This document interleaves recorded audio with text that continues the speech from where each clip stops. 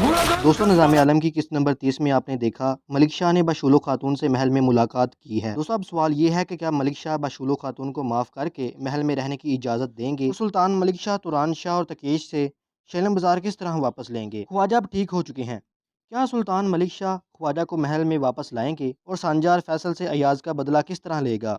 इन सब सवालों के जवाब हम आपको आज की इस वीडियो में देंगे। लेकिन वीडियो में आगे बढ़ने से पहले अगर आपने अभी तक इस चैनल को सब्सक्राइब नहीं किया तो सब्सक्राइब करें और साथ बेल के आइकन को भी प्रेस कर दें। दोस्तों जैसा कि आपने ट्रेलर में देखा कि सुल्तान मलिक शाह बशूलो खातून से महल में मुलाकात करते हैं, ये तो वाज़ह है कि सुल्तान ने बशूलो खातून को माफ़ कर दिया है, इसीलिए सुल्तान ने महल में बशूलो खातून से मुलाकात की है। लेकिन सुल्तान मलिक शाह बशूलो खातून को महल में रहने की इजाज़त नहीं देंगे, वो कबीले में ही रहेंगी, क्योंकि राज सब पर ज़ाहिर होने से मलिक शाह को काफ़ी मुश्किलात का सामना करना पड़ सकता है।